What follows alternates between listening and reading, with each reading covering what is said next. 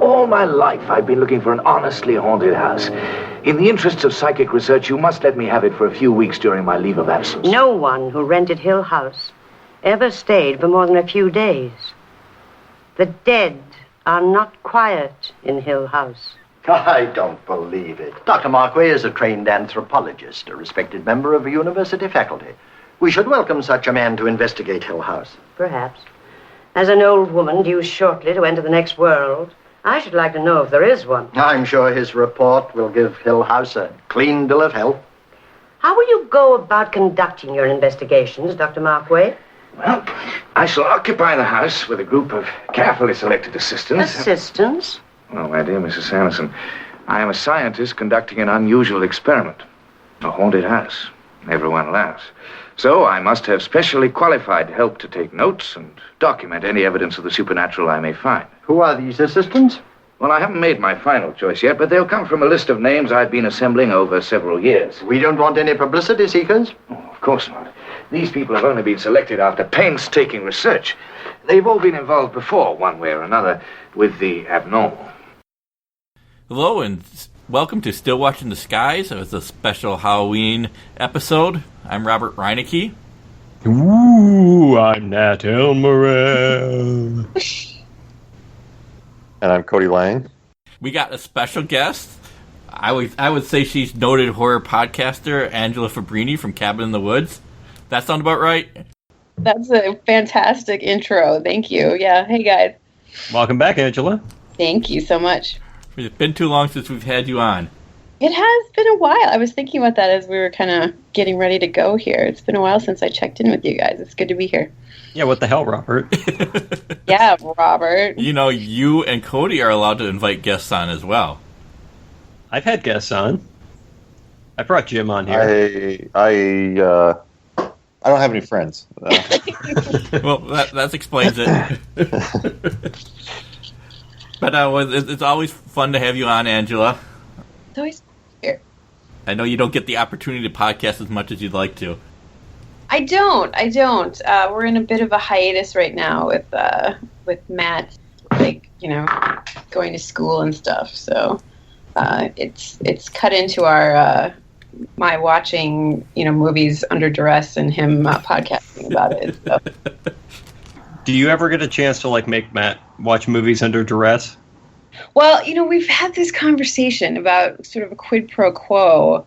I don't he'll watch anything. So there's it's not really like a one-to-one exchange. So I have to find something really distasteful for him to do. I'm thinking dance lessons maybe, or making him go to the opera or something. I have to find something that's painful enough to be comparable, because the amount of discomfort I go through sometimes for his podcasting pleasure is needs some payback. So I have to. I still haven't figured out what the payback is, but I have a suggestion.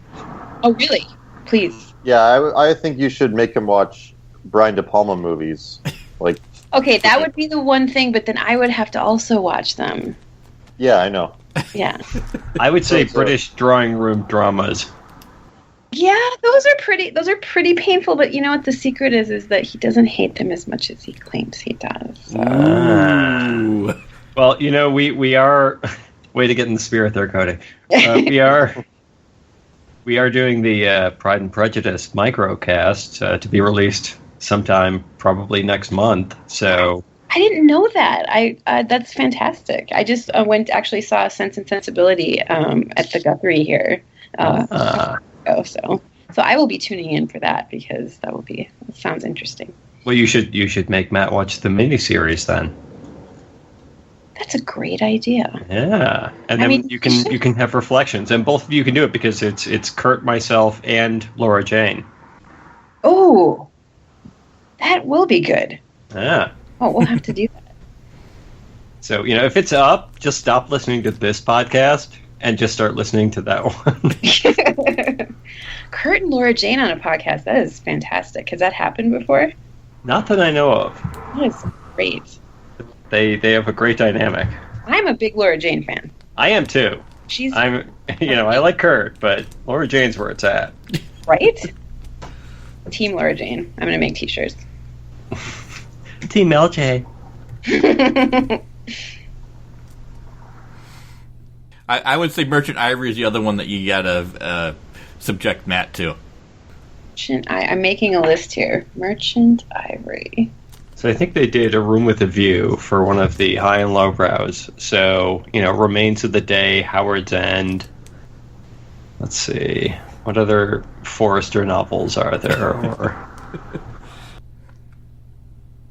I don't know. We got to look that up. Oh, the Bostonians? Well, that's Henry James, I think. Yeah, but it was a Merchant Ivory production. I feel like James did this podcast, or he made me watch, Yeah, and and Matt's reaction to it was not positive. No. No, but you know what? When I was watching Downton Abbey, he would sort of, somehow wind up in the room. So, don't let him fool you. Mm-hmm. Well, that may just be the, the Altman film, Gosford Park connection. Yes, he loves Gosford Park. Yeah. As do we all. I think it's pretty much the same writer or something.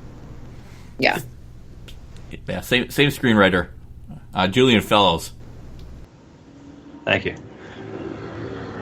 Those movies that take place in a big, large, cumbersome, looming mansion?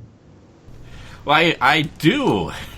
I think we actually are going to talk about those today. And actually, it's I think our gateway into it via science fiction, which we don't need to have for a bonus podcast, but it's basically going to be science and scientific or paranormal investigations of the supernatural. So with that in mind, after this cumbersome introduction, we're going to have 3 films. 1963's Haunting, or The Haunting, directed by Robert Wise. The 1972 Christmas Day ghost story, The Stone Tape, screenplay by Nigel Neal. And 1973's The Legend of Hell House, based on a novel, Hell House, by Richard Matheson. I guess I'm going to get us started. I understand that you were not able to round up a copy of The Haunting, Angela. I totally biffed that one, so that is on me. Okay, am I the only person? Well, I'm not even going to ask this question because obviously the answer is yes, but I did not know you could rent things on YouTube. I don't know when this happened, but apparently you can, which I missed the boat on. And so I tried to find it on Netflix, but I guess maybe when you said it was on Netflix, maybe you meant disc and not streaming, because I couldn't find it streaming. That's what I meant. And I'll go ahead and admit, I kind of looked like that was the one I was going to watch today, so I kind of ran out of time to try to find it. So, but I did watch the other 2, which actually enjoyed. So we'll talk later. Yeah. So okay. I'm going to be listening with rapt attention to what you guys thought of The Haunting. Well, it's also, for our listeners, it's also available on Amazon Prime, and I believe you can rent it there as well.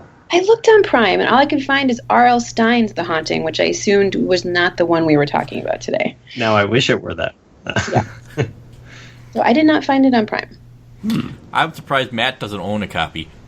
Well, like I said, he might. I asked him, and he was like, no, I don't know. But, he's so kind of frazzled right now. That might be more I don't have time to go look for it, which would equal I don't have it.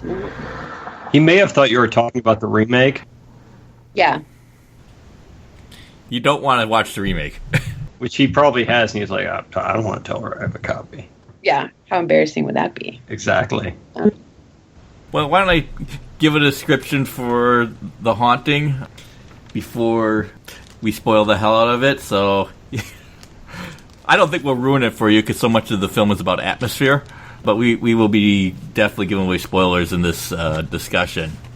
The Haunting, basically synopsis is anthropology Dr. Marquay rents Hill House for a study of the supernatural.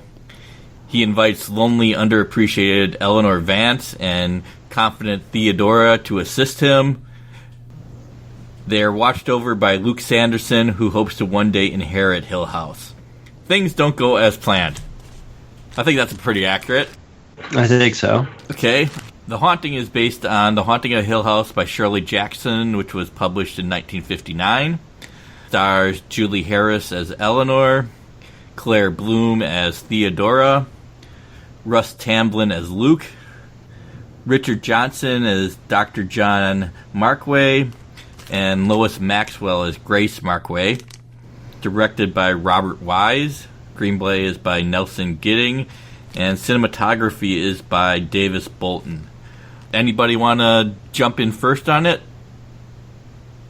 How about you, Cody? Okay. Hi, everyone. Yeah, I thought it was pretty good. I like the director a lot.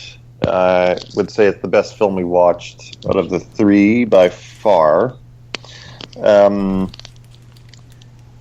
What did I like about it? Basically, I liked the relationship between the two female leads. I forget their names. What was it? Julie and Anna? Something like that? Eleanor and Theodora. Yeah.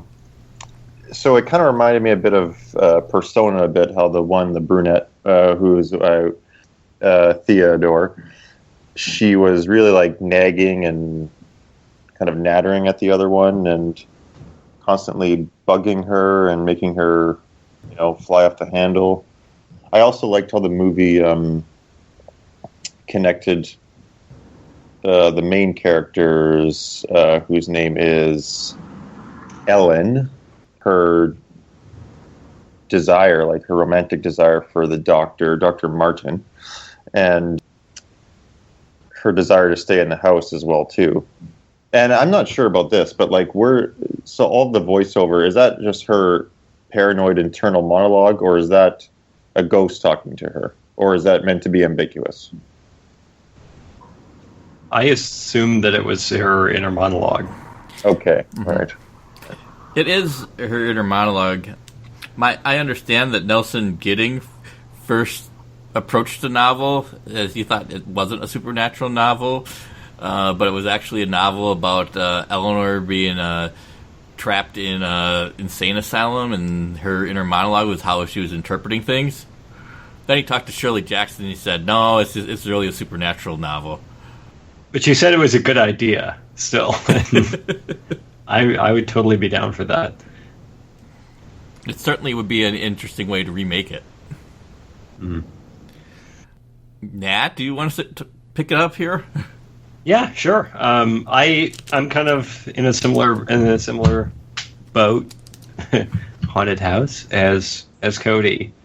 I really like the look of this. I'm kind of on the fence with some of the directorial choices, like just some of the camera effects that he uses, and at least specifically that, I guess, where it can look kind of hokey, even if it were innovative for the time. Just like turning the camera upside down for a character that's falling, or I guess I think there are like a couple crash zooms in here, which I guess aren't too bad, and yeah, there is a nice like I guess cut when she wanders outside onto the balcony and gets startled by something. But I think overall, like, the idea of having her constantly talk to herself gets really old really, really fast, and it's kind of like it's not really telling us anything that Julie Harris or the character isn't kind of expressing already or isn't overtly saying. And she always looks like she's paranoid or on edge or upset about something, and it just is constantly reinforcing that.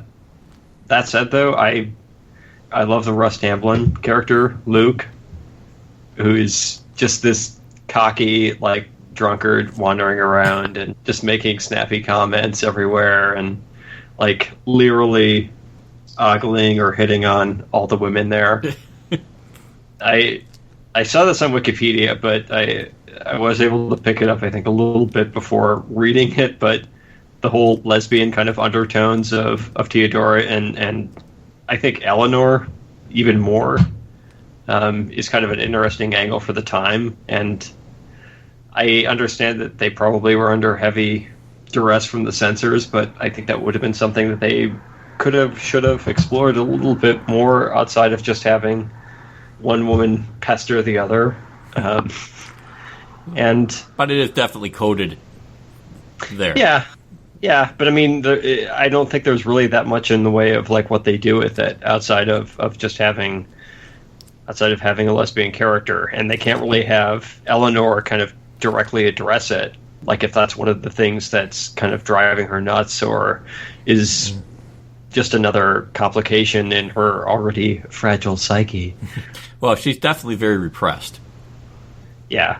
And it probably would be healthy for her if she swung that way to break out, but even if she does swing that way, I don't think there's any way for her to do it after. She spent.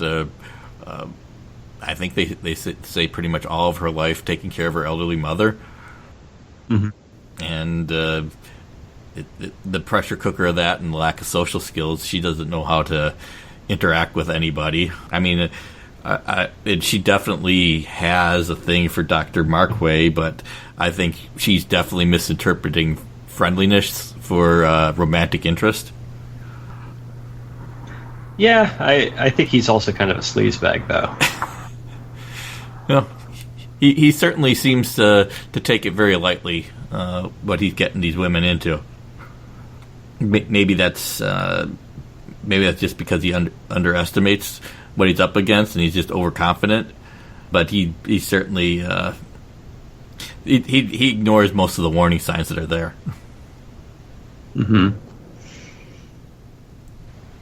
Yeah. I mean, I'll go pick it up here. I mean, I think The Haunting is really marvelously shot. I know Robert Wise worked under Orson Welles as the editor there, and you can kind of see that in some of the big shots where they zoom up in the ceiling and the house looms over everybody there. And he also learned quite a few lessons under Val Lewton when he worked with Lewton, because you can tell most of the horror here is basically suggestion, dark, and some noises in the dark. And there's a couple of things, a doorknob will turn, or in particular a door will bend like it's made out of rubber, which it probably was for the shooting. But I mean, so much of it is done based on suggestion and darkness and shadows, and there's lots of shadows in here. It's really something. If you ever see it on the big screen with the sound turned up, it really kind of gives you a claustrophobic feel that you are imprisoned in this house, and this house is not nice. It's malevolent, and I believe Robert Wise is deliberately playing games with the geography of the house, and I think all of that works just great. Yeah, I completely agree. I think he's really underrated as a director, maybe because he doesn't have a distinctive style.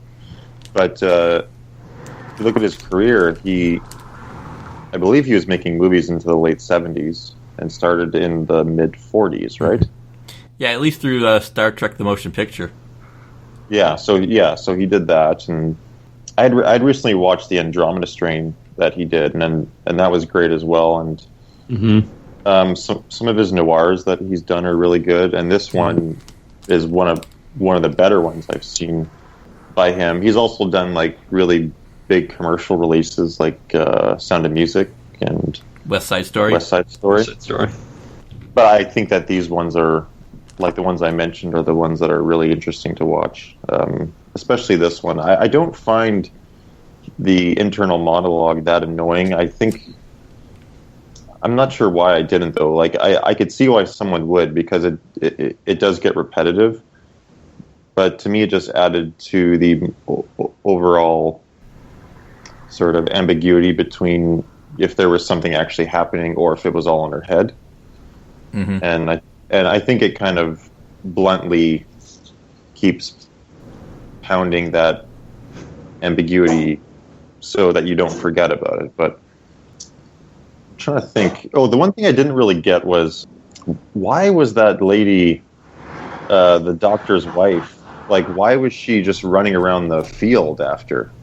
Do you know what I mean? Yeah. Like, well, she just got frightened and lost, is basically. Yeah, but then it looks like she was like rolling around in a dumpster for like a few days or something.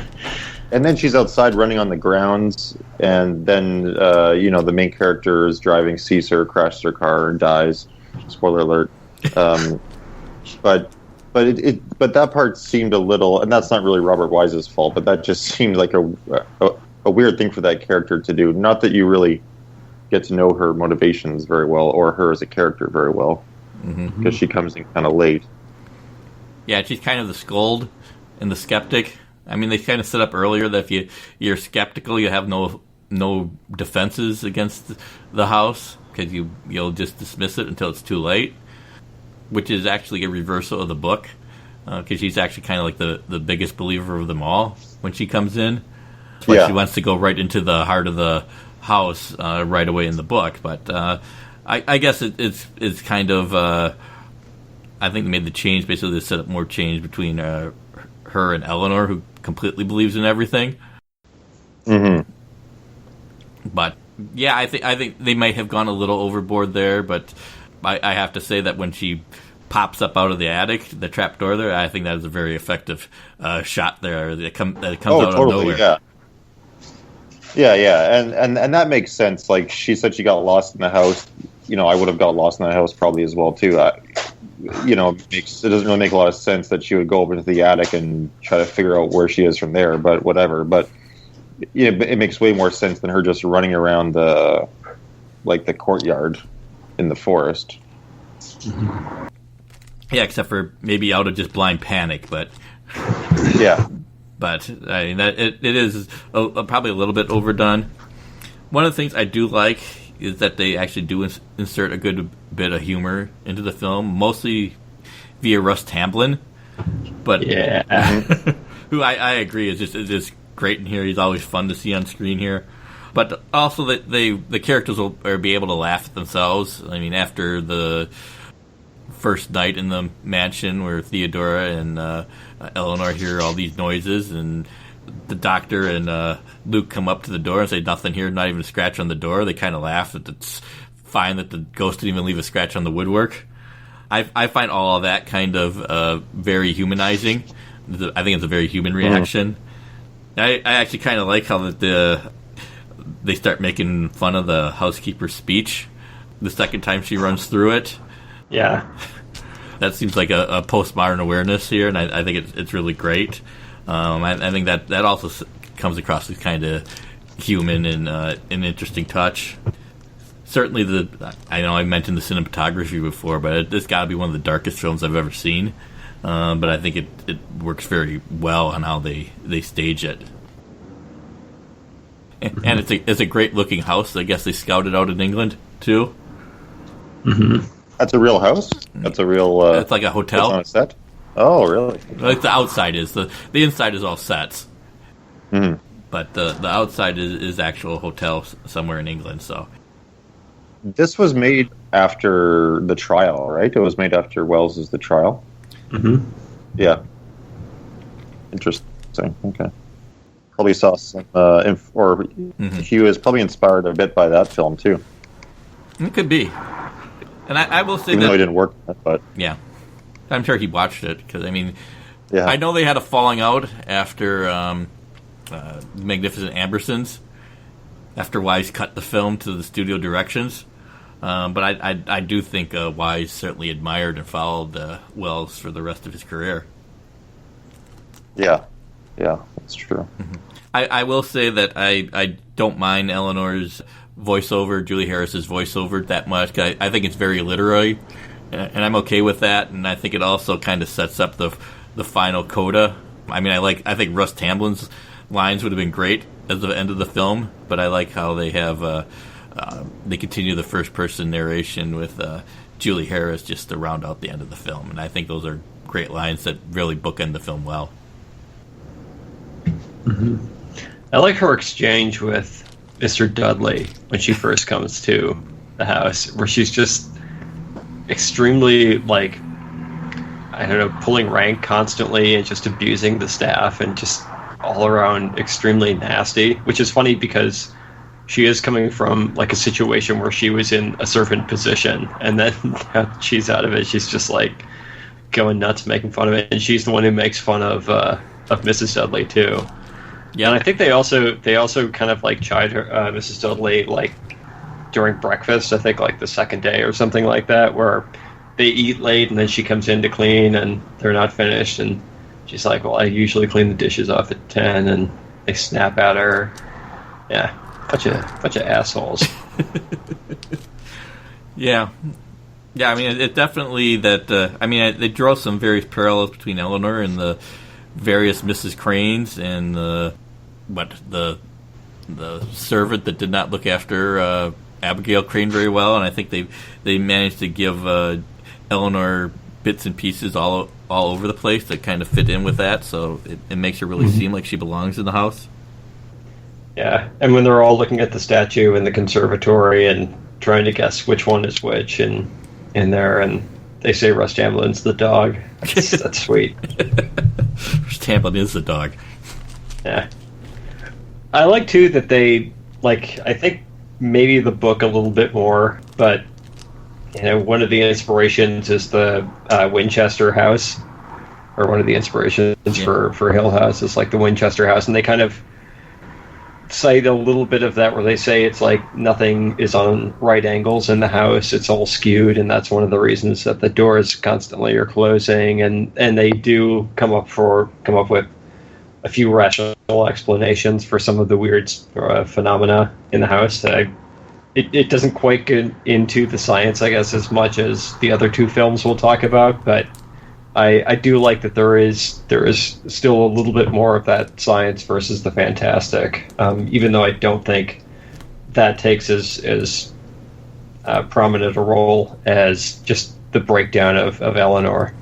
No, I'd agree with that. I mean, they have a couple explanations, and they go over the general psychology of the idea of a haunted house and how it affects people, but they don't really go into much of the science. And I guess as an anthropology professor, I guess that's okay, because he's really just going to observe the people rather than take measurements in that. But maybe there was more they could done with that. But it's a pretty great, fast-paced story as it is. I think it moves along pretty well. I mean, I know some people describe it as a slow burn. I think it's pretty consistently moving forward the whole time through. And I like setting Theodora up as kind of like, she's supposed to be a psychic, but she comes off as kind of like a con man or a con woman, where she's just randomly stating things about Eleanor that are pretty lame or easy to make observations, and just seeing what sticks with Eleanor and what her response is, and then kind of picking up on that, like, oh, I could tell that you picked up new clothes because, you know, you would have to, for coming to a new place, to be new people, or you need to change your hairstyle, or so. And yeah, just kind of the way that she gets her little digs in at Eleanor is kind of like cold reads. Yeah, and I think there's something there where they suggest that Theodora is trying to get under her skin to distract Eleanor from the house. I think it's a little bit too. But she does it right off the bat, too. That is true. But I think she gets nastier as it goes along. Maybe as the house gets more malevolent, too. I mean, maybe the house is pushing her, so she's actually pushing Eleanor away from her in some ways. And I guess you can see that Richard Matheson took something of the Theodora-Eleanor relationship. Theodora is supposed to be psychic, but she's basically ESP, so she's kind of a mental medium, while Eleanor supposedly was a source of poltergeist activity previously, so she's kind of the physical medium. Not spelled out like Richard Matheson will do later, but I think that's a clear idea, and it gives them both something different to bring to the table. Yeah, that's a good point. I didn't really notice, or I didn't really see that connection. I just saw maybe, you know, some, like, there was definitely a through line between all three of these films, that it seems like this film, I'm not sure what had been made before this that would have been similar to it, with like a scientist investigating a haunted house, but it seems like the other two we watched and other ones made after just take a lot from this. Even the character dynamics between Eleanor and Theodora. Mm-hmm. That seems to have been, brought to those other films as well too. Which I thought was the most important. Well, not the most important part, but that was a really interesting part for me because it's not just about a scary house. It's about these people and how they're surviving and together in it, basically. Yeah, and how the house will target the weak one. Yeah, and it does target, but it sort of plays like a Big Brother episode or something where people are at each other's throats or whatever. Not that I've watched that show. I did teach a class on it once, but it does kind of remind me of that setup where you take 4 strangers and then put them into this place, and they can't leave for whatever reason, whether it's professional reason or they just don't want to or whatever. But the other guy, the guy who was kind of like the party guy, like he still had some interesting like sort of dynamics as well too, because he was stuck in the middle a lot, and like he did have a lot of funny lines. Like the first one that I thought was funny when he was like, "What's wrong? Too much vermouth?" or something like that, and then the doctor's like, "No, it's not that serious." That was so funny. But even he had some good dynamics as well too. Like it was a really good like 4-person sort of like, it's like a stage play, I guess, until you get the 5th. But she is quickly taken out, or gets lost or whatever. Mm-hmm. Oh, I do like the restraint Robert Wise does when Luke drops the bottle of liquor. I mean, there have been a lot of directors that would just have that bottle shatter all over the place. Mm-hmm. But he just kind of restrains and makes it a dull thud, and I think that fits in very well with the rest of the aesthetic of the film. Yeah. Anybody else have anything to add on the film? No, I just think it's really good. It was just a really good movie to watch at Halloween too. Mm-hmm. Yeah, I mean, if you've never seen a haunted house film before, this is definitely the one to see. I think it's the best. I guess The Shining is also a haunted house film, but I think I will take The Haunting over The Shining most days. Yeah, I'm not sure how to rank The Shining compared to this. This seems... I guess they're both haunted house, but this one I think is more true to its subject matter. The Shining is more about the family, like the sort of this like destruction of the family unit and alcoholism and abuse. I don't know, some sort of abuse, and like some delusional artist who thinks he's going to be a great writer or whatever. I don't know. I think this one is more representative of like what I associate with like the haunted house story. Mm-hmm. Yeah, I think it very well may be if I had to pick the greatest horror novel, The Haunting of Hill House would be right up there. I don't know if anybody else has read it, but it's really good, and the book and the movie is very faithful to it in the most part, for the most part. Okay, yeah, I haven't read the book. It seems like just very faithful to the Gothic tradition,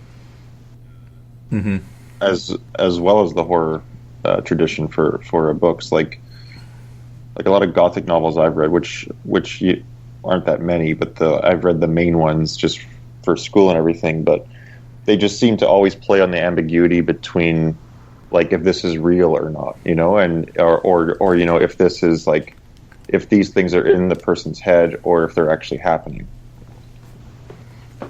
Yeah, I think there's a suggestion of both that are going on here. Mm-hmm. Yeah. Anything to add, Nat? No, I'm all haunted out. Okay. Bone dry.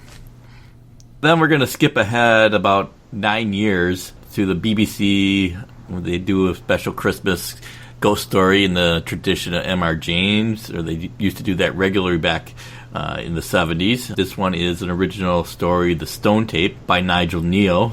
I've got something to tell you all. We got a ghost.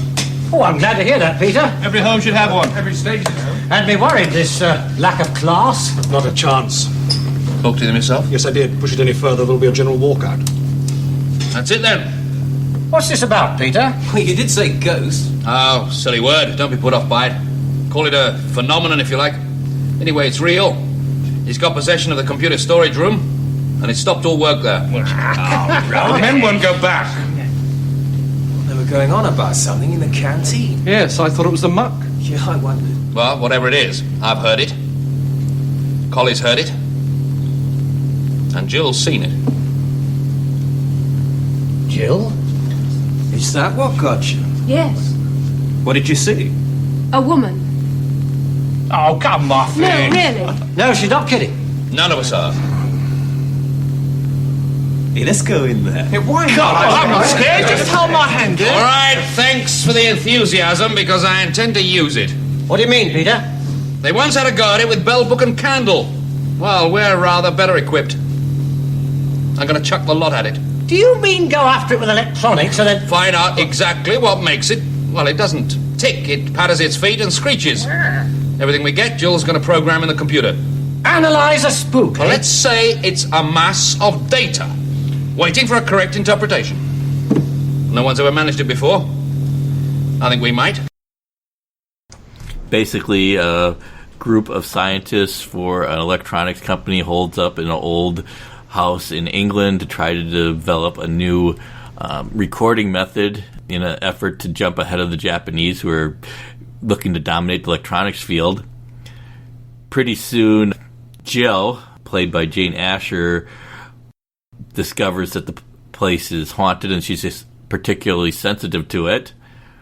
Peter, the boss of the place, and Jill's lover, who's having an adulterous affair with her, jumps at the idea. This is the stone tape, this method of recording mineral-based recording of psychic impressions. It'll be a breakthrough that would make the company rich, and he throws everything he has at it, eventually wiping the tape.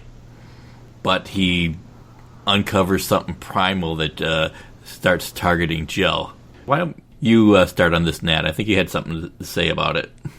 Well, I think of the three, this may be the weakest one, but I will say that I guess that stretch of 20 minutes from when they start conducting tests in the room all the way up till the stone tape is erased, I was totally down, and I love the procedural aspect of it, and I love the idea of them, like, not so much concentrating on solving the actual mystery of the ghost or how that recording came to be, and just it's not like a murder mystery or anything like that. It's just, okay, we've got to monetize this, and we've got to figure out how to monetize this, and and just like all the stuff that they start talking about, the possibilities that it creates. I love the part where I forget who exactly it is, but it's the younger, scruffy-looking guy, where he does his impersonation of a Japanese person. Yeah, that was painful. That was kind of painful to watch. Mm-hmm. Well, he does that, and everyone laughs, and then, was it Peter is the main character? Yeah. He chides someone else for saying belly. Like, that's the inappropriate thing that's going on in this exchange here. But yeah, outside of that, like, I mean, it's a TV movie, and when you have the opening of almost getting into a car accident and just looking back and forth at the trucks that are coming at you, and not really much else outside of that, it's like that's a pretty hokey opener. Oh, I do like that the washing machine pays off in the end. And I think, actually, Robert, I'm kind of in full agreement with your Facebook review in that this may be the most unlikable protagonist, or at least, like, heavy supporting or secondary protagonist character. You just constantly want to punch Peter the entire time. I think last thing, too, is just reading up, because Robert recommended that we do a little bit of research on the stone tape theory. which I think is somewhat presented in the film, but it's the idea that certain experiences or memories or ghostly things can be recorded into stone. And I was just reading on Wikipedia the article, and it looks like, under the criticism section, somebody wrote in a book a response to this and basically destroyed the entire theory by saying stone does not have the same properties as a record. It cannot make recordings. So, yeah, I think that's a good way to shoot down that theory. Yeah. Well, to be fair, I don't think they think that the stone has the same properties as a magnetic tape or a record, and they do think that there's something buried deep in the man that can pick up these latent impressions. But I mean, it's an interesting theory, but I mean, practically, well, what sets off the recording and why is it not repeatable and all psychic is kind of a mumbled mess. But I think it's an interesting idea, and at least presenting a haunting as a rerun basically is an interesting idea, and I think it actually pays off in the story here.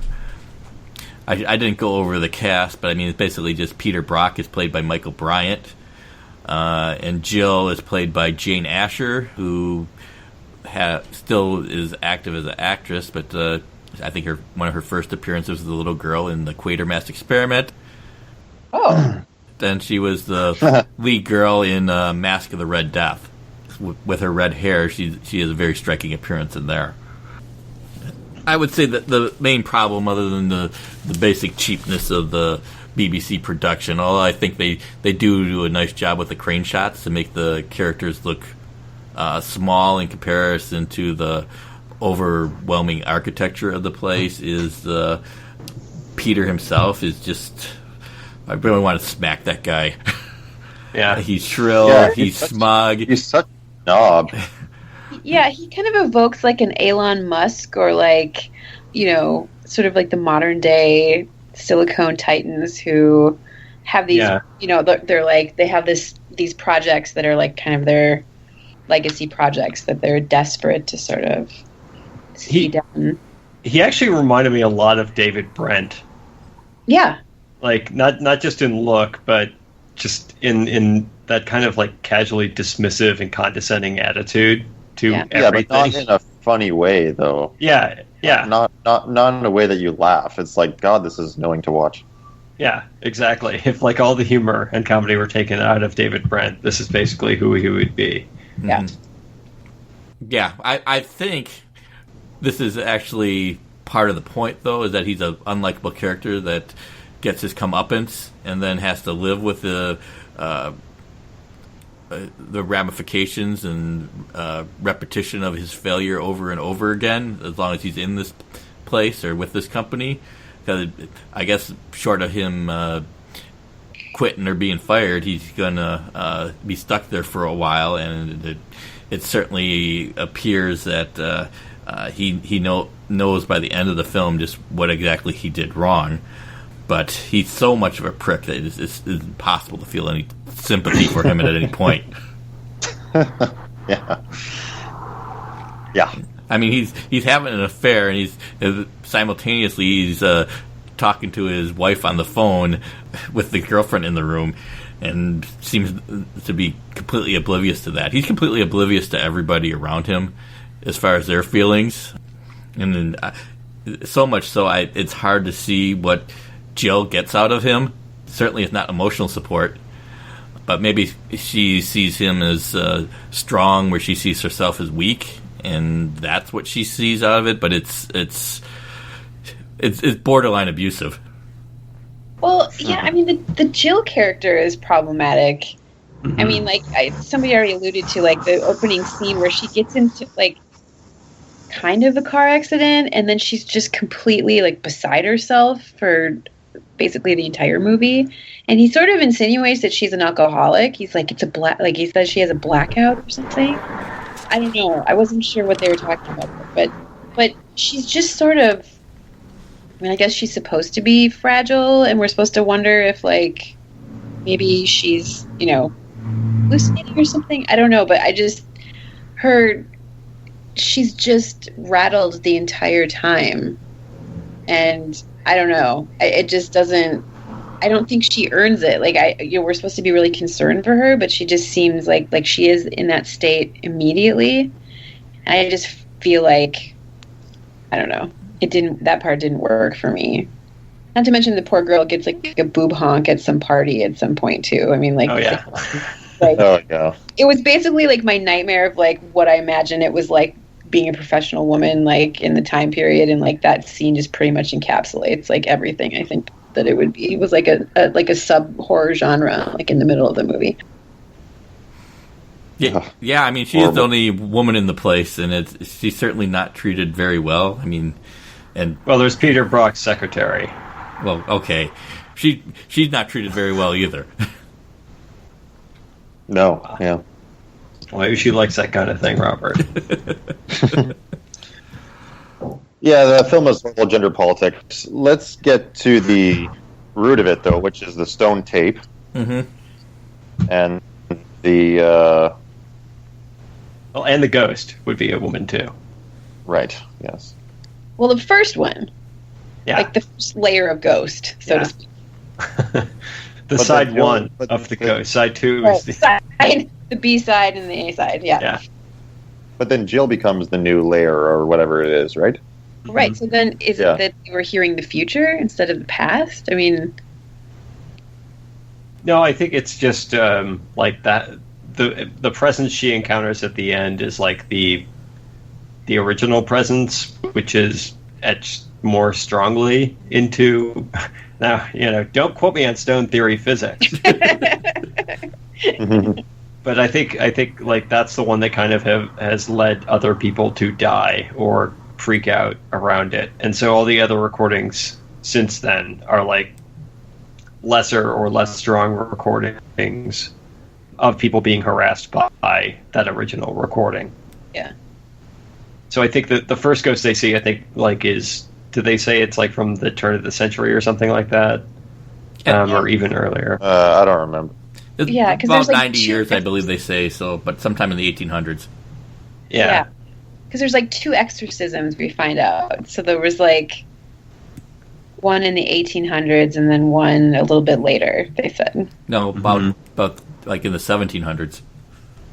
Yeah. Before all of this. Mm-hmm. I mean, there's a little bit of Quatermass in the pit here with this thing going back in time to before man was conscious going on, some idea of that. I mean, there's a little bit of Nigel Neal's greatest hits at play here, I think. Kind of like Altered States when the guy's trying to get back into prehistoric man and then turns into an ape in the isolation chamber. Mm-hmm. Yes. That's exactly what it's like.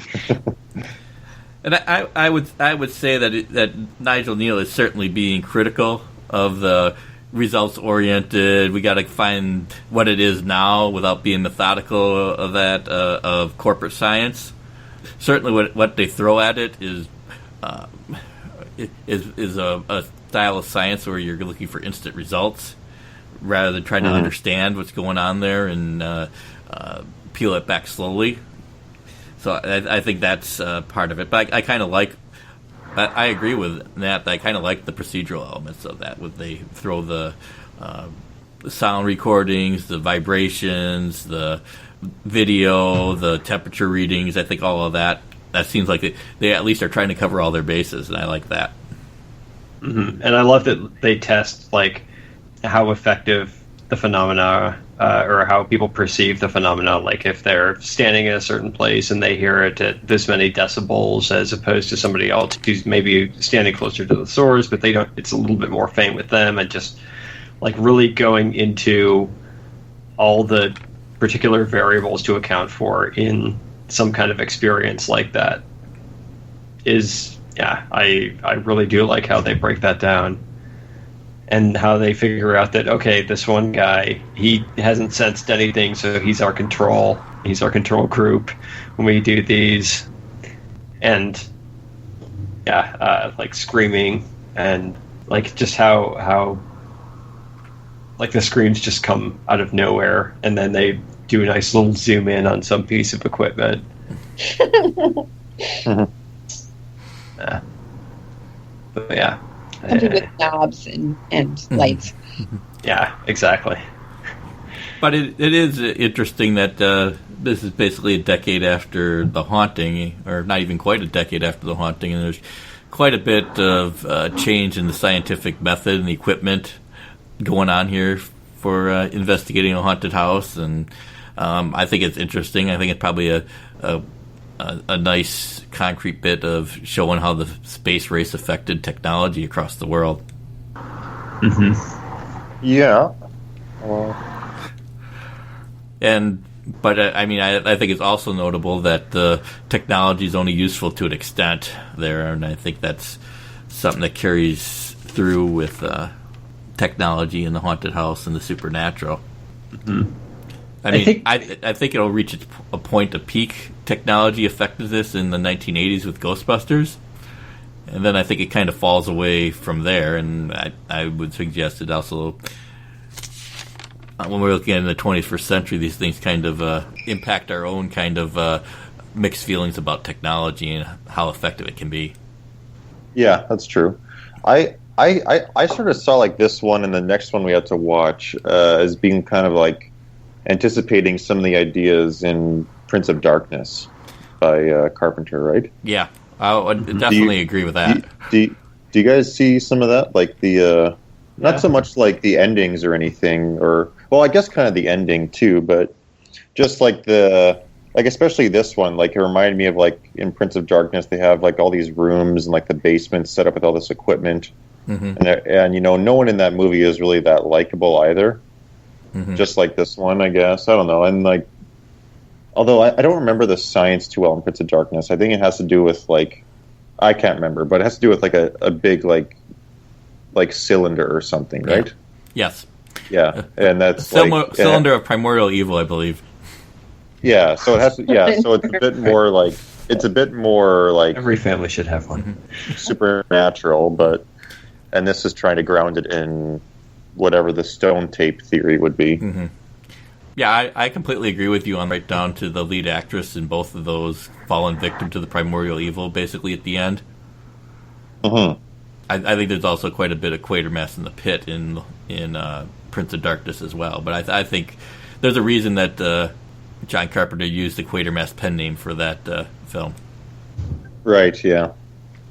Yeah. The only thing why the only reason why I don't really like this at all is just because the way it's filmed. I find it so static, and I really don't like TV movies made during this period, or in general, to be honest. But there's a few I might like, but it just feels like a filmed play. I don't think it has even close to being, or to having like the sort of kineticism or sort of visual control or composition of the other ones we had to watch. And it's probably because it's a BBC TV movie, so it's unfair to compare. But I had watched these in order of when they were released, and going from The Haunting to this, I just found it so hard to get into the story, just because I just don't like the way it's filmed. Like, it just looks ugly and it's not really engaging. Mm-hmm. It's certainly dated. I don't find it that dated though. Like, I just find it just not well done. Like there's just no thought put behind how to use the camera. Mm-hmm. Yeah. Other than like the every shots, location, like every the sounds are used fine, but when she's like, her desk is always shot like just kind of directly on, looking at the from the back of the room, looking at her, and like the room itself is always kind of like at a slight angle, and then Peter Brock's office is always just kind of like getting his door, or getting the entryway and the desk in there. And it is kind of a lot like a play, where it's basically you have the entrance and exit areas, and then somewhere slightly over, either to the left or right, is where all the action happens. Mm-hmm. And that's pretty much like every single shot. Yeah, I would agree, and it's very talky. Nigel Neal kind of director-proofed his script by making sure all of his ideas get out there verbally, but nothing is ever really communicated visually. Mm-hmm. Yeah. I think that's kind of like Nigel Neal, though, and maybe I'm starting to come to terms with it, is that he doesn't seem to be very either good or maybe more likely interested in emotions or like like humanity in any of his scripts. Mm-hmm. It's more just he wants to criticize some aspect of society, and like because I don't think there's like a likable protagonist of his at all. At least like in the Quatermass films and Year of the Sex Olympics, and then this, like they're all kind of.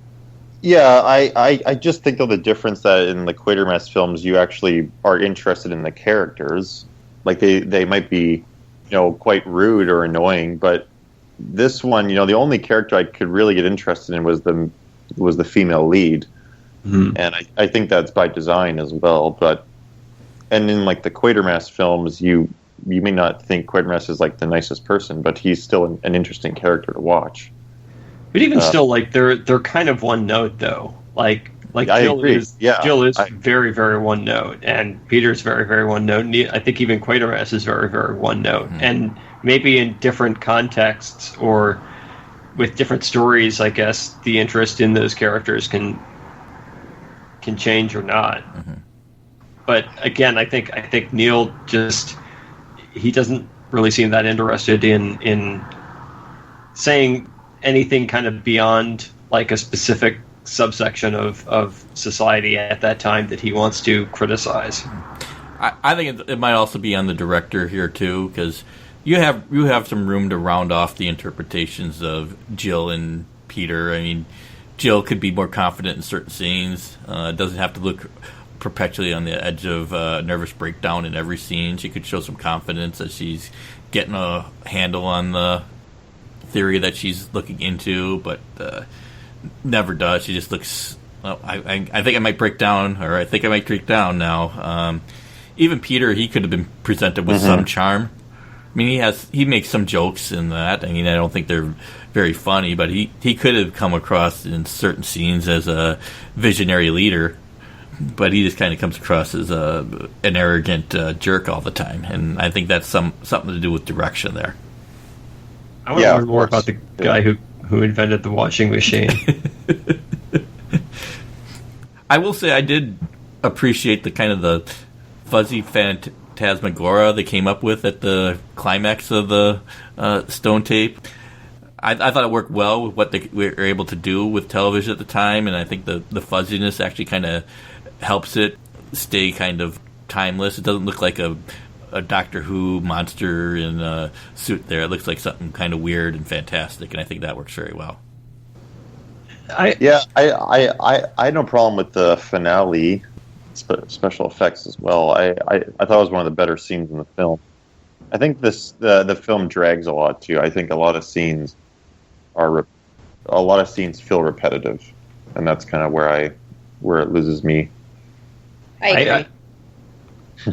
I like the fact that they call back to the government declaring it a historical landmark, and they get their rights to it taken away. But I kind of have a problem with Jill, who is like, she is built up to be like a scientist, and that she's pretty careful, and she's the one who's kind of leading the research on this, and yet she's the one who gets frightened and eventually dies because of the other haunting, or the other presence. That seems a little bit of a cop-out, where if we're supposed to buy her as a scientist, would she really that easily just get spooked like any other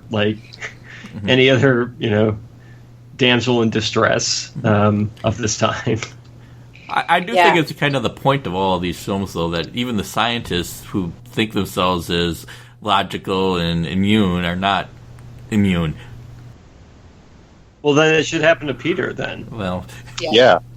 It should happen because it's always put on the woman's character to scream and to get really scared, and for the man to console her. Not that it happens here. Peter's just a knob and doesn't really do anything about it. But it would have been. It would have been nice if, like, they scared the crap out of Peter. Possessed him, whatever. It seems a little like the rules are a little strict in that sense. If I'm remembering Prince of Darkness correctly, I think some of the men get possessed and taken over and killed early too. So that's kind of nice to see. But then in the end, the woman is the female character is the one that is becomes like the embodiment of Satan. So hasn't really gone far from there. Anyway. What were you going to say, Angela? Yeah, sorry, I'm just rambling. No. I was just going to say, I just felt like, they made her to be, like, the most sensitive, right? So, like, she's the only one who can actually, sees it consistently, and then I feel like there's scenes where she's hyper logical, you know what I mean? Like, there's scenes where she's programming and she's coding and doing these things, and then the next scene she's, like, a mess. Like, that's what I just couldn't really get into the rhythm of her character, because it felt like it was sort of all over. One scene she's hyper irrational, and the next scene, she's like drinking in his office and shivering, and I don't know. I couldn't follow the story with her because it just felt really inconsistent to me. Yeah. I do like, though, I do kind of have a soft spot, though, for like those weird phenomena of like the 1970s, and we'll get into it with the disclaimer for Legend of Hell House, but which was amazing. I wrote it down because it was so amazing. But just like all this psychic phenomena, and you have like Uri Geller going on Johnny Carson, and getting disproven, but just like that whole weird like pseudoscience or cryptoscience of the 1970s, I find really, really interesting, and like this theory in particular, I do like. I wish Nigel Neal would have like cut it down to size a little bit more, but barring that, again, I do like his more procedural take on like how would one actually approach a scientific investigation of something like this. Mm-hmm. Yeah, it's definitely the movie of the three that throws the most science at it. Mm-hmm.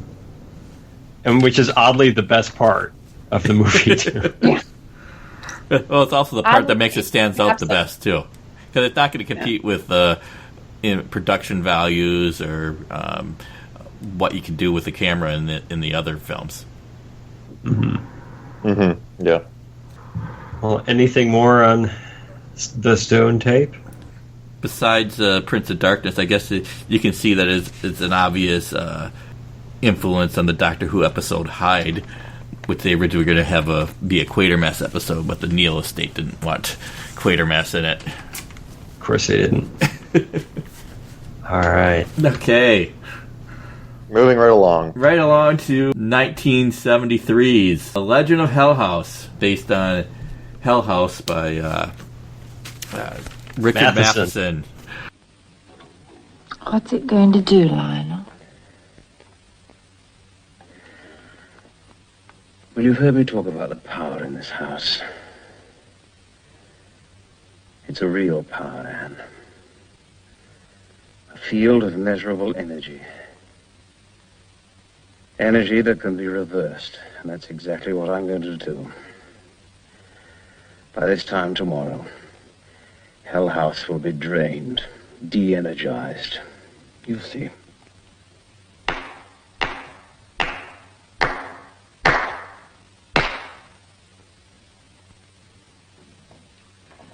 That pile of junk you have there, Barrett,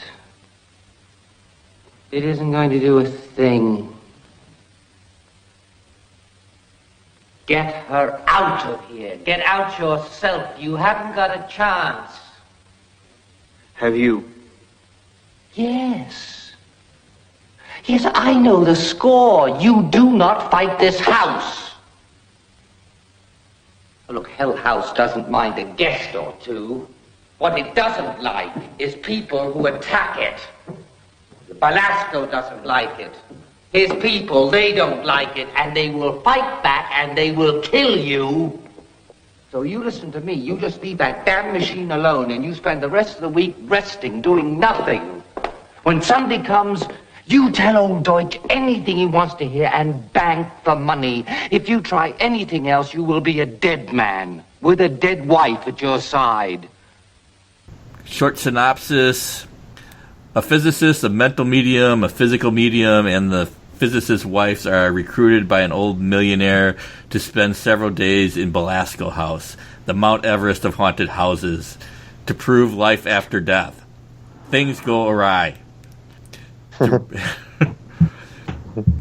Screenplay is by Richard Matheson, based on his novel, directed by John Huff, who had directed Twins of Evil for Hammer prior and would go on to have a career at Disney, direct Escape from Witch Mountain, Return from Witch Mountain, and Watcher in the Woods. Novel was 1971, so this was a quick turnaround. Stars Roddy McDowall as Benjamin Franklin Fisher, the physical medium. Pamela Franklin as Florence Tanner, the mental medium. Clive Revel as Dr. Lionel Barrett. And Gail Honeycutt as Mrs. Ann Barrett. Oh, yeah. Why don't you start us off, Angela, on this one? Well, my first favorite thing about the movie was the disclaimer or the intro that happens as you start the movie. And I didn't write down, unfortunately, I did not write down the actual words of the disclaimer, but it's more or less, well, we don't know if it's actually true, but it could be true. But what I did write down is it's signed by clairvoyant and psychic consultant to European royalty. It's like some dude who like reads palms for like the aristocracy in Europe, apparently, who did like this like official disclaimer at the beginning of the movie. So right there, you know it's going to be good. Like that's like I'm fully in the movie now. We gotta find. I think it was like the events in this particular story are fictitious, but the phenomena presented within are well within the boundaries of like human possibility, if not like probability or something. Yeah. So it was great. So that was good. And I would say it had a great title card. Yes. Mm-hmm. Yeah. That was a confident title card. That really got me into it. I would say of the three, this had the best set pieces. I mean, this, like, you do really get a feeling like, I mean, there's a lot of different, it takes up a lot of space, I guess. So this group of people, they're hired by this sort of cranky old guy who we don't really know why he cares one way or the other, but he has a lot of money, so he's just like, prove it in 5 days, sends him to this place. Prove life after death in 5 days. In 5 days.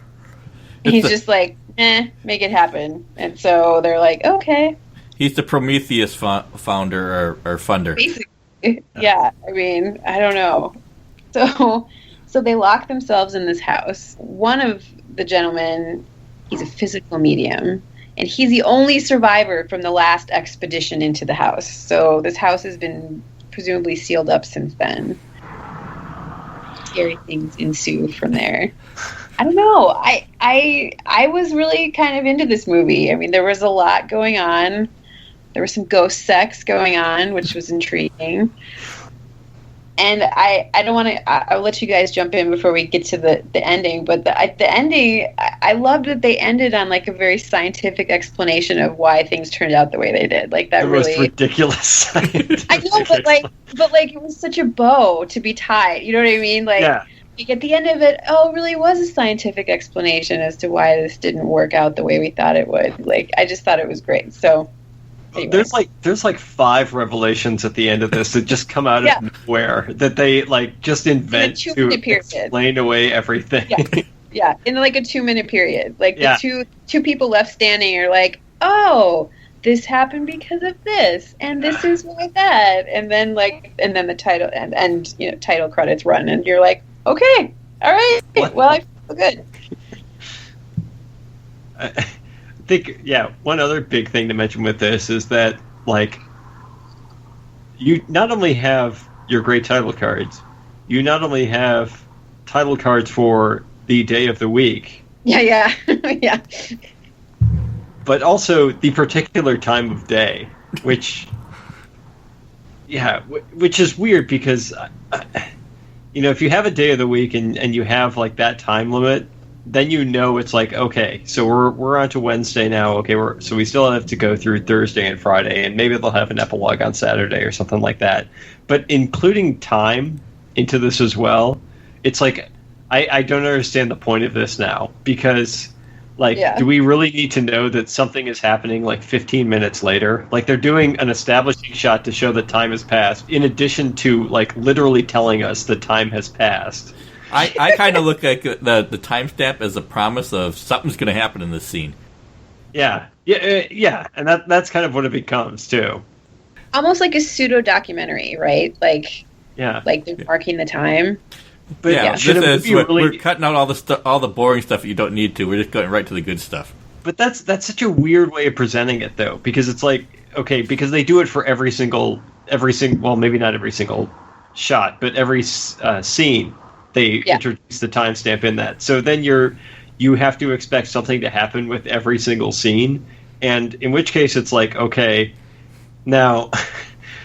Am I expecting too much for everything to happen in a scene in a movie, or like should I be expecting like there to be dead weight in this movie?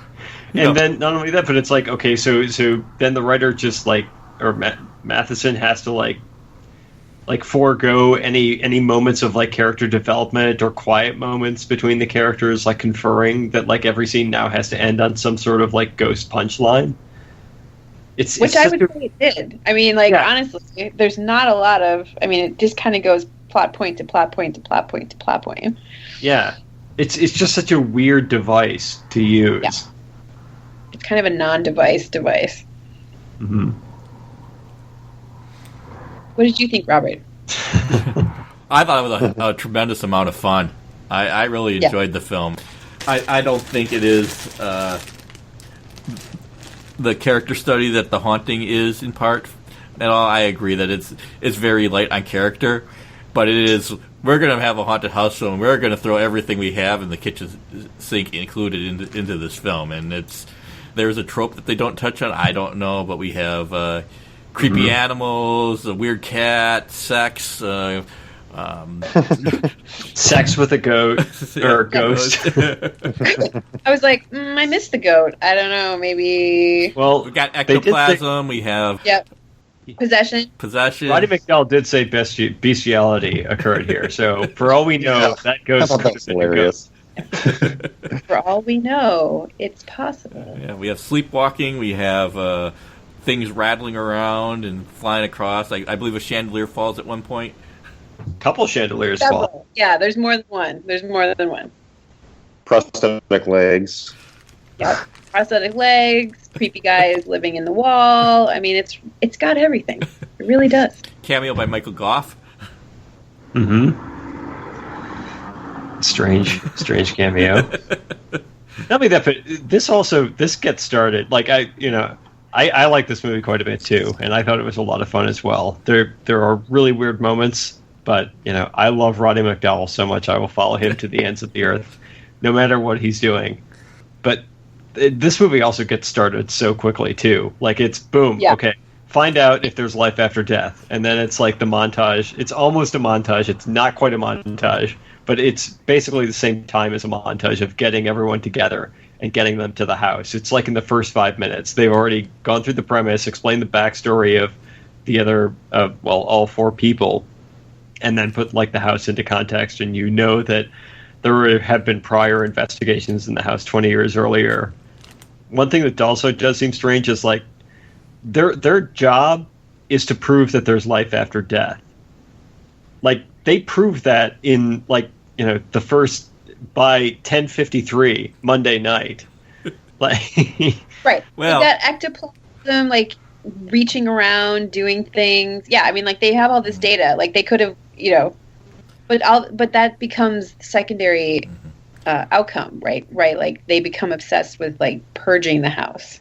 But why do they need to though? Like because Roddy McDowell says, he's only there to get his money. Then why does he stay? Like, why do any of them stay after they've already proven it?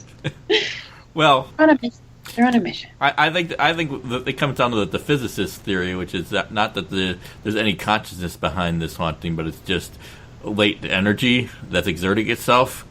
Whether I buy that or not, that's his theory. So I think that's his explanation of why he's not saying, "Oh, case closed."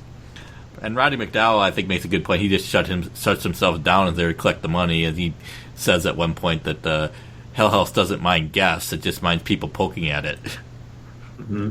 Yeah, it's the mental medium that seems to be the one that should get out of the house. But I guess you can say that there's something attractive or possibly possessing her in there. And of course it's the female medium that's going to fall prey to the house, like it has been in the previous two films. We have the sensitive females, the weakest link. Sensitive. We're very, very sensitive. Well, both women fall prey to it. Right. Because we're sensitive. But not fatally in this case. But and the physicist is killed by it. What machine blows up. I'm pretty sure that cat was female too, so that cat was possessed. Isn't one of the female characters though like it's crushed by a cross? Yeah, that's the medium. Yeah, Pamela Franklin. Medium.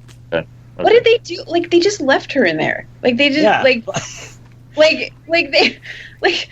they find her and then they're like, oh yeah, well we've got a new theory about how to fix this, and they just sort of like move on, and you're just like.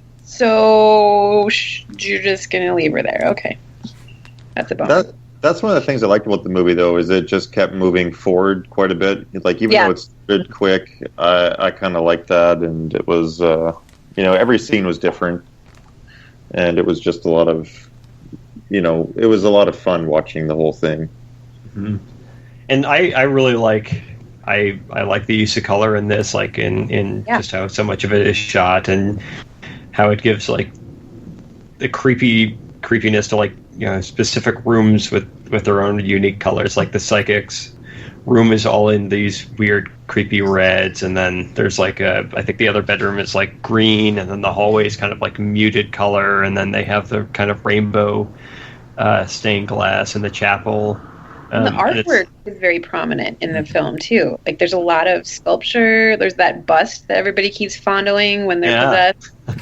And the artwork in the clairvoyance room, I don't know if you guys noticed, but there's like a lot of creepy, weird poses and a lot of sexual, and I don't know. There's just a lot of interest. The staging and the sets were really added a lot to the film, I thought. Yeah, and there's one scene in the psychic's room where it's just like a long shot. I think it's when she's getting undressed or something close to that. Oddly enough, I wasn't paying attention to her getting undressed, but like, sure you were. It's focused on the wallpaper, and like the wallpaper kind of makes a face. It has like, the wallpaper itself has some symbol where it looks like two eyes, and then it has like a fireplace or something like that below that, and it lingers on it for so long that. It's weird that just kind of this face emerges from the designs, but cool stuff like that. I also love Roddy McDowell's clothes too, and his glasses. Yeah, he's very owlish looking in this one. Yeah, like his eyes are magnified like 4 times. Yeah, which is a great way of saying that this character can see more than normal people. Mm-hmm. He actually reminded me of the Jeffrey Combs character in Reanimator. Reanimator. Yeah. I could see that. Although not as like, weird, but just his overall look. Actually, to go back to, I think, is it Anne or no? Who's the psychic in this? Pamela Franklin. Florence. Florence, yeah. Ms. Tanner. Florence Tanner. Yeah. Thank you. Yeah, Florence. When she's crushed by the cross, like, and she makes the B mark, and getting a little bit ahead of jumping here, but like, did anyone else not quite get the significance of that? Because first, I thought the guy who owned the house was named Velasco with a V, like in Volpone or Vexing. So I didn't realize that like his name was actually spelled with a B, so it was Velasco. so I didn't make that connection. And then to me, it looked more like she was drawing a face instead of a bee. So I thought she was drawing like Roddy McDowall's face, and like he ended up being the bad guy all along. But it's just like it's such a weird cryptic clue, and I have no idea how how they come to the conclusion of what it means. Yeah, that be enclosed. Yeah. Yeah. Yeah. I didn't. I thought it was really not helpful either. I struggled the entire movie. Every time they would say the name of the house or the owners, I would hear it differently. Like one time it would sound like a V as in Victor, and the next time it would sound like a B as in boy, and I was like, I can't tell the difference. Like I don't know what they're talking about. But and then writing the B there, it was like, well, yeah, we know that's who's doing it. Like I mean, and then supposedly there was more than one of the family members' spirits involved. So you're like, well, that doesn't help. Like there's a guy and there's a son, and I mean, we're basically where we started from. Oh, there's a skeleton in a torture chamber. Yeah. Yeah. It's like, oh, it must be his son because there's no other skeletons in this house. Right. My favorite science moment in this is when Florence attacks the science machine. And she just hits at the dials, and then they like restrain her, and I think Dr. Barrett's like, or Lionel is like, oh well, thank God she didn't hurt anything important in there. It's just the dials. Like, yeah, why would it be hurt by attacking the dials? I like that they're true to like general design of things. Very sensitive. They're sensitive dials. Exactly, and then she's attacked. Well, not only she attacks the equipment, but she also attacks them with like a fireplace poker, and they knock her out. They don't even bother to like do anything with her, like restrain her or tie her or anything like that. They just sling her on the couch, and then she just disappears. And 5 seconds later, like Roddy McDowall's like, "Where the hell did she go?" Oh shit. Yeah, they don't keep track of each other. I feel like. It's like the classic, like, everybody keeps splitting up. I'm like, I would not be splitting up. I would not be sleeping in my own bedroom. I would be, like, back against the wall somewhere, just, like, trying to stay alive. Yeah. But I think my favorite science moment is the end, where they, like, figure out the big mystery, and it all goes back to the kind of paint that they used in the room, which I thought was really, really rational, sensical explanation for everything that happened. Are you referring to the lead paint, right? Yes. Yeah. Okay. Like he basically created a Faraday cage, like with lead paint, and it all explained away. So it doesn't explain anything. I know. Like, well, it explains it in the universe of the movie. It doesn't explain it in. It explains why the machine didn't work there, but it doesn't explain why. He's able to do everything. Well, one, I love the idea of just getting a machine to like neutralize the battery of it, and just going into like all this account of like why the machine should work. I actually watched the Stone tape before this, and so I was really hoping they would also like come up with a side plot of how to monetize the energy in the house, but then it's just no, we're just going to counteract it with some reverse energy and it'll dissipate. But kudos to them for explaining that. But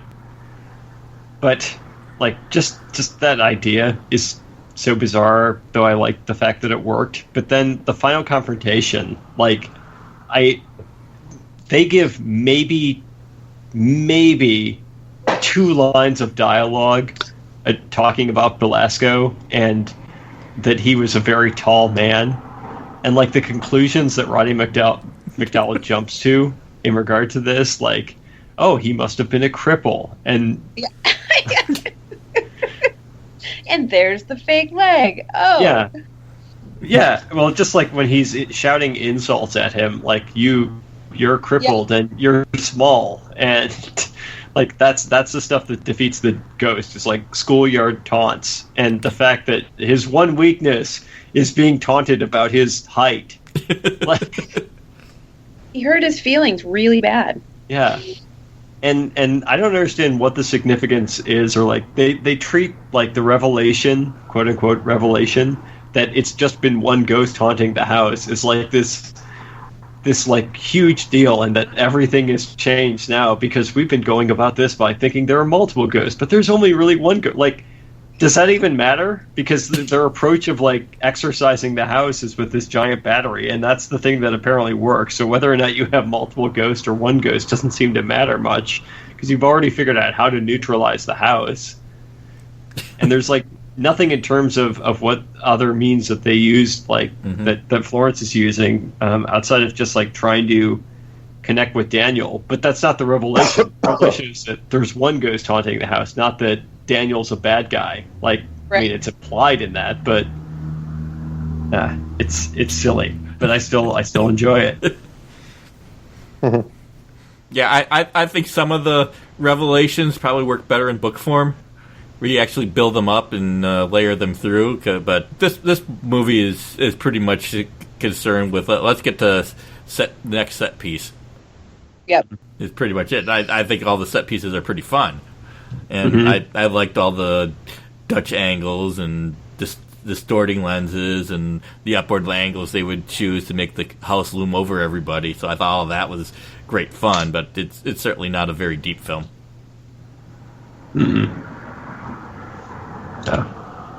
Should we Lots of fun. Should we talk a little bit more about the sex scene? Like, I don't really remember it. Well, basically, Florence just undresses and then says, I give myself to you. And then the ghost gets in bed with her, and she seems to be enjoying it until she doesn't. Okay. Yes, I'm not sure what that is intended to accomplish, though. Yeah, I didn't know, but it was interesting to watch. Yeah. I mean, I think maybe they should have set up a safe word or something. Maybe it went a little sideways, but yeah. But yeah. I don't know if she was like. I think it was like she was like, "I'm giving you love, so then you won't be bad anymore," or something. Like there was a whole like quote unquote dialogue that happened. But yeah, it seemed sort of like. It's I don't know. I don't exactly know that it pushed the plot forward in any way, but. Well, and every time Florence is, like every time Florence is attacked, it always seems to be like either her breasts or down below, or like maybe somewhere on the back, but She had a very bloodied bosom by the end of the. Exactly. That should have and been. Nobody believes her. She keeps getting hurt, and everybody's like, "Well, I don't know." Yeah. But you're okay now. Yeah. Like I felt bad for her. She took a lot of hits during the movie. The cat, oh my gosh. which is great. Just flinging the cat around and just having like a sound effect. Or like apparently, when she goes to the shower and she sees like the human figure behind the shower, and then like the blood coming out of it, and then she opens it and there's no one there. She looks down, sees the cat. Like, did the ghost kill the cat? Was the ghost posing as the cat? Was the cat posing as a human? It was confusing.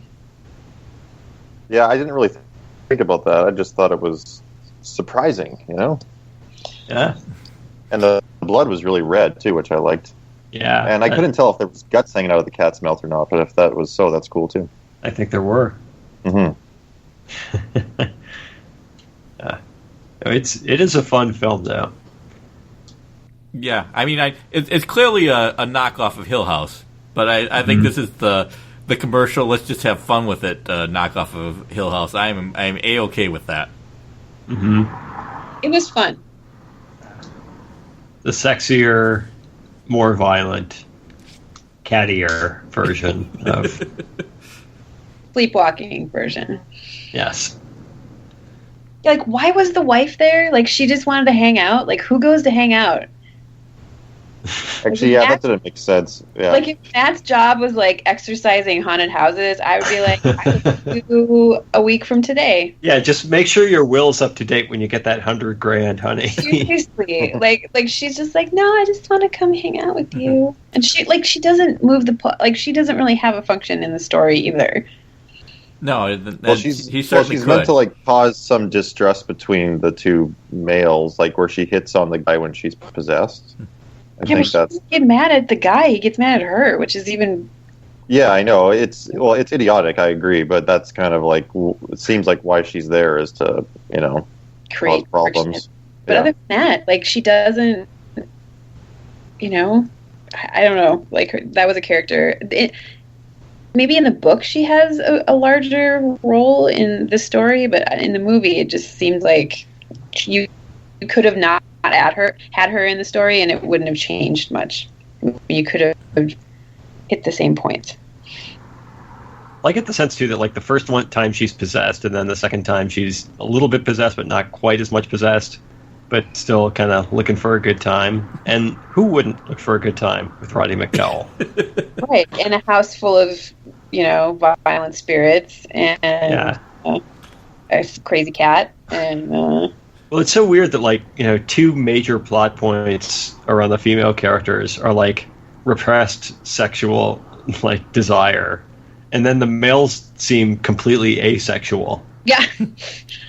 Well, and they build that up, right? Because when they describe the house, about what has happened in the house, they're like bestiality and depraved perversion, and they really build that part up, and it seems to only affect certain people.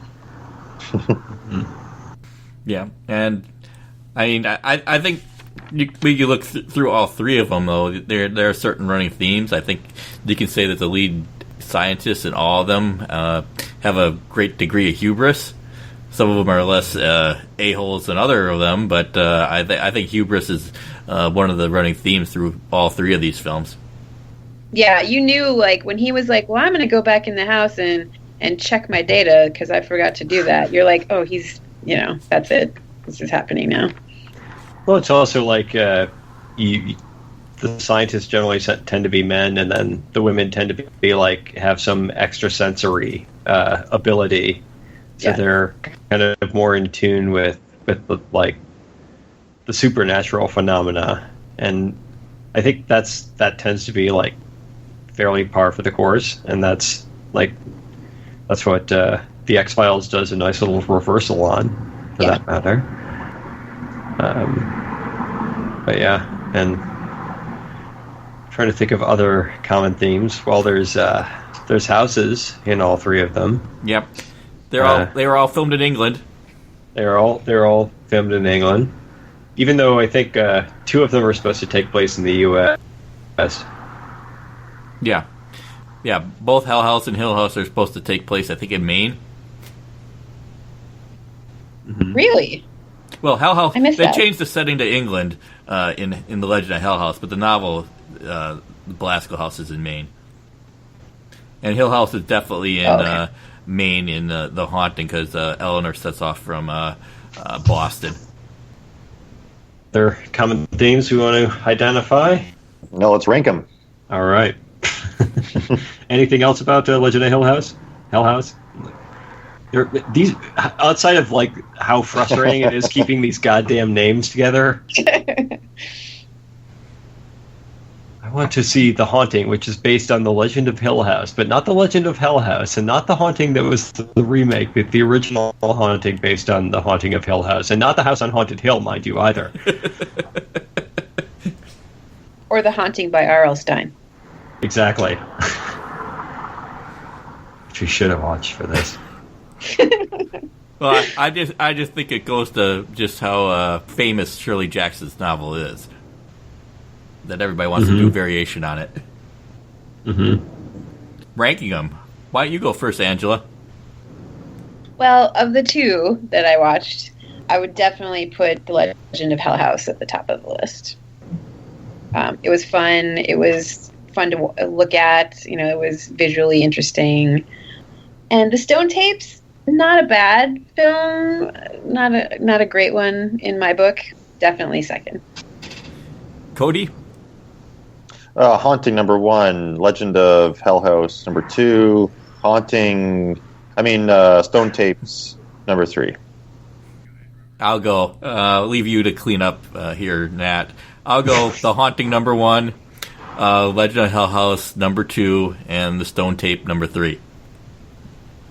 I'm gonna say actually Legend of Hell House number 1, Haunting number 2, come on. Stone Tape number 3. Although I will say Stone Tape probably had my favorite 20 minutes of all 3. That's good. I was trying to think of other paranormal investigation movies to throw in with these, and the only one that really sprung to mind was Poltergeist. When I guess, Prince of Darkness. Prince of Darkness, and From Beyond as well. No, that's Lovecraft. There's always a little science in Lovecraft. Yeah. Which is Do any of the Bob Hope comedies like Cat and the Canary? Well, I guess that's not a ghost, but like the Ghost Breakers. Those Ghost of Mr. Chicken. The Ghost of Mr. Chicken. I'm trying to think of them. I don't remember the Bob Hope one, if it had a real ghost in it or not. I know most of the other ones are basically the Scooby-Doo type mysteries. Mm-hmm. Yeah, which are very good and worth watching. The Boo Brothers was great. I think I've ever seen that. Really? The Boo Brothers? Yeah. No, I have. The Boo Brothers? Yeah, it's really good. Oh, okay. Well, it's good for Scooby Doo. What else would there be? 13 Ghosts, I think maybe. Huh? What? 13 Ghosts, is that one of the William Castle ones that had some scientific stuff for it? And wasn't that made with I can't remember. That was remade right around the same time as The Haunting was remade. Yeah. Right? Mm-hmm. I haven't seen the remake of The Haunting, and everybody says don't bother. I mean, I think it's a reasonable idea to say, well, the first one is very subdued, so we're going to go wild with all CGI and that, and it's no suggestion, but everything I said is just awful. Yeah, I'll be skipping that one. I guess who's in that? Owen Wilson in the Russ Tamblyn part. Liam Neeson. Catherine Zeta-Jones as Theodora. Oh my God, this sounds brutal. Unless John Carpenter makes the remake, it's not going to be good. In my opinion. Well, there you go. Anything else you want to recommend as far as haunted houses in time for Halloween? Haunted houses. Huh. I guess Rosemary's Baby takes the idea of it and then places it into the family home and quite literally into the woman's uterus. So that could be one. That would be like a weird inversion of it or revision of it, where the seniors and her neighboring seniors are all the, are all the bad guys, which is, in my opinion, true to life because I'm afraid of old people. You got any suggestions, Nat? For haunted house movies? Yeah. Does The Uninvited count? It counts. Okay. Canterville Ghost. Let's see. Oh, actually, there was the one that. What's the one with Kieran Hines? They actually talked about it on a High and Low Brow, and I bought it based on that recommendation, and I remember that being quite good. Let me look that up while somebody else goes. Well, I'll suggest that The Uninvited is a good one to check out, especially since it's pretty classic with no scientific investigation, just people encountering a haunted house and trying to make sense of it and trying to exorcise it. I mean, Poltergeist obviously belongs in the list. That's pretty fun. It has its moments, and actually pulls off the idea of throwing in a bunch of special effects and making them work. I guess I have a hard time thinking. I guess the haunted house genre is not as big and wide-ranging as you would think it would be. It seems to have split off into the Cabin in the Woods. Yeah. I mean, I guess the Amityville horror kind of fits in there. Yeah. And I suppose The Conjuring fits in there. I think those are all fun.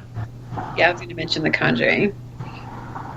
I would actually say the original BBC movie of the woman or lady in black. I think it's Woman in Black. Woman in Black? Okay. It's from like 1989. I remember that has a great jump scare. But yeah, I do remember that being pretty sweet too. I think Nigel Neal wrote the screenplay for that. Well, good. He actually did something good for once. Weren't those remade recently, like Daniel Radcliffe? Yeah. 3 or 4 years ago. Yeah. And The Eclipse is the movie I was thinking of. Wouldn't Crimson Peak be a haunted house one with some science? Yeah. Yeah, that would count. That would count. Yeah. I have more of a comedy, but I watched Housebound last year around this time. And I just think that's a great movie. I mean, it's about a house that's quote unquote haunted that turns out, maybe to not be, but it's just fun. I don't know. It's from New Zealand. I like everything that comes from New Zealand. So you probably haven't seen too much of early Peter Jackson then. Well, I've seen the one with like the Meet the Deedles or Feebles. Yeah, I if you really want to, I saw Meet the Feebles on Matt and I's second date. That's confident. How romantic. And I still married him. I know there's like a lot of good Looney Tunes and Disney shorts revolving around haunted houses. Lonesome Ghosts is a good one. There's one with Porky Pig that I can't think of at the moment, but let's see. Is that Porky and Sylvester that we saw at the Patio Theater this year? Yes, it was. But this one was black and white that I'm thinking of. Yeah, it's kind of weird. I'm blanking on some more haunted house movies. Mm-hmm. Cast for the Friendly Ghost, the movie. Christina Ricci is one I could think of. The Frighteners. Yeah. Changeling. Changeling. I guess Beetlejuice. Actually, I'm looking up some of these now. I did watch Burnt Offerings for the first time this year and did not like it, so I would not recommend that one. Housei, or Husei, whatever the Japanese one. Hausu. It's amazing. Hausu, there we go. Mm-hmm.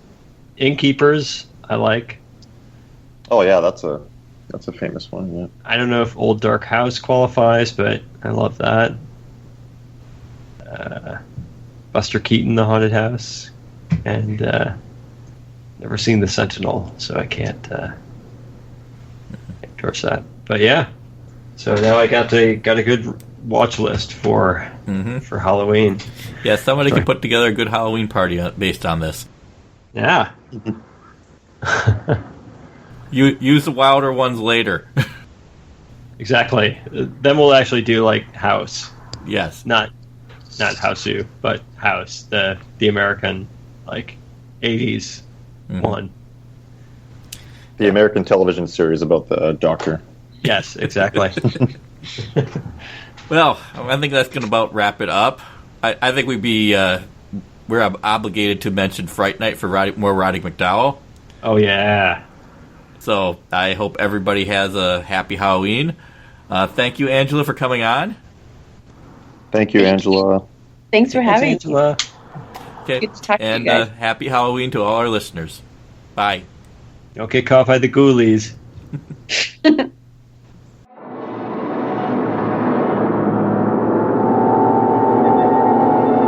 Hill House has stood for 90 years and might stand for 90 more. Within, walls continue upright, bricks meet, floors are firm, and doors are sensibly shut. Silence lies steadily against the wood and stone of Hill House, and we who walk here walk alone.